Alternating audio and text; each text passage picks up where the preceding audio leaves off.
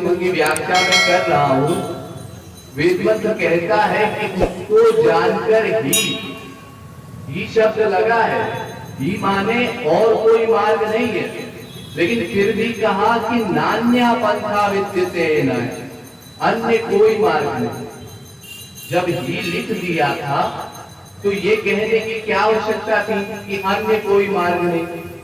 उस ईश्वर को जानकर ही कोई जीव मृत्यु से उत्तीर्ण हो सकता है, अन्य कोई मार्ग नहीं। अस्तु हमको ईश्वर को जानना होगा, वेद का इशारा यह है, इस वेद मंत्र का इशारा यह है कि समस्त जीव ईश्वर का ज्ञान प्राप्त करें। अच्छा तो ठीक है, फिर हम भी चलते हैं ईश्वर का ज्ञान प्राप्त करने। लेकिन इससे पूछें कि वह ईश्वर कौन है, क्या है, कहाँ है, कैसा है, कितना है, इन प्रश्नों के उत्तर हमको कौन दे। अगर हम अपने संसारी मायाधीन भाइयों से पूछें तो फिर जो अंधे माना यथा अंधा, जिसे तमाम अंधे एक जगह पर इकट्ठा हो और उनमें से एक अंधा बोले कि मुझे मंदिर जाना है, अब दूसरा अंधा सोचता है कि हूं तो मैं भी अंधा, लेकिन इसको क्या पता, चलो इसको मूर्ख बनाया जाए। वो कहता है ऐ अंधे, आ मेरा हाथ पकड़ ले, मैं तुझे मंदिर छोड़ाऊंगा। तो इसी प्रकार से अगर हम अपने मायाधीन भाइयों से पूछेंगे तो हमको क्या बता पाएंगे, केवल मूर्ख बनाएंगे, क्योंकि वो भी हमारी तरह से उदास है। तो फिर क्या किया जाए? यदि महात्माओं से समझा जाए। अच्छा तो अगर महात्माओं से समझने की बात करते हैं आप, तो पहले महात्माओं के बारे में जानिए, इनको समझिए, इनको पहचानिए, बड़ी बड़ी बातें हैं इनमें भी। और फिर कोई ऐसा स्थान तो है नहीं महात्माओं का, कोई गढ़ है नहीं कि आप गए हाँ और कोई महात्मा मिल गया, उनको भी ढूंढना पड़ता है।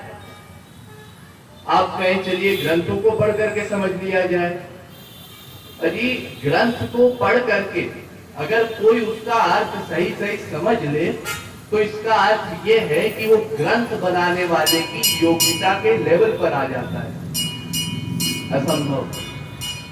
देखिए अमेरिका में एक फिलोसफर हुआ तो उसने कहा कि इंडिया में एक गाय का चरवाहा हुआ है, बेपढ़ा लिखा अंगूठा छाप। उसने श्री कृष्ण के लिए ऐसा कहा, उसने इतिहास में पढ़ा था, कहीं से सुना था कि श्री कृष्ण पढ़े लिखे नहीं थे, ग्वाले थे, गाय चराते थे, ग्वाल वालों के साथ खेलते थे, उधम मचाते थे तमाम, और उन्होंने गीता लिखी है, ऐसा उसको मालूम हुआ।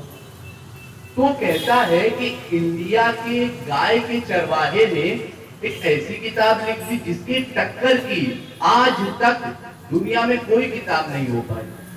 उसके हजारों भाष्य, हजारों टीकाएं लाखों लोगों ने किए, लेकिन फिर भी कोई ना समझ सका, कोई अर्जुन दिखाई ना पड़ा। तो जब इंडिया के गाय के चरवाहे का ये हाल है तो वहां के पढ़े लिखे लोगों का क्या हाल होगा, उनकी तो बुद्धि से परे बात है। तो यानी उसको आश्चर्य हुआ। तो इसी प्रकार से अगर हम ग्रंथों से पढ़ करके समझने चलेंगे तो और कंफ्यूज हो जाएंगे। श्रुति पुराण बहु कहे उपाय, छूटे ना अधिक अधिक अरुधाई। मैं आपको बताऊंगा आगे कि हमारे यहाँ कितने सुलझने हैं, शास्त्र में कितने विरोधाभास हैं।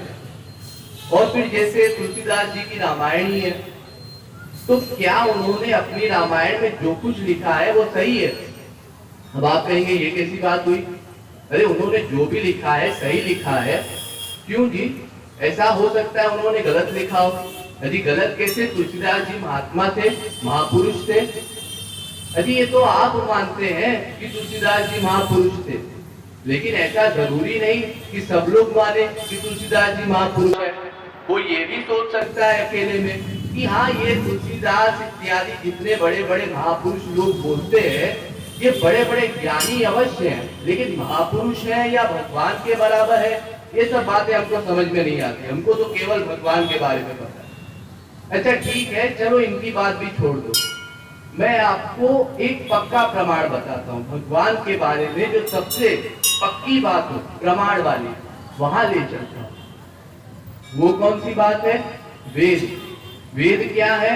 भगवान के वाक्य।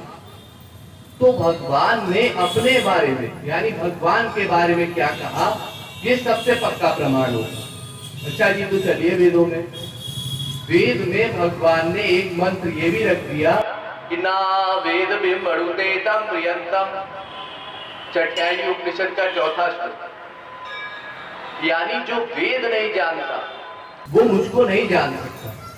ना वेद बिंबड़ुते तम प्रियंतम, ठीक है, सही बात है, कॉमन सेंस से भी हम लोग समझ सकते हैं कि किसी व्यक्ति के बारे में सही सही बात या पूरी बात वो आदमी बता सकता है। दूसरा आदमी हो सकता है पूरी बात न जानता हो, सही सही कुछ अपना आइडिया हो, कुछ अपना अटकल पच्चू हिसाब हो, तो क्यों ना भगवान के बारे में भगवान से ही पूछा जाए कि आप ही बताइए कि आप कौन है, क्या है, कहाँ है, कैसे हैं, कितने हैं। अच्छा ठीक है, पूछते हैं। लेकिन एक झगड़ा आ गया बीच में।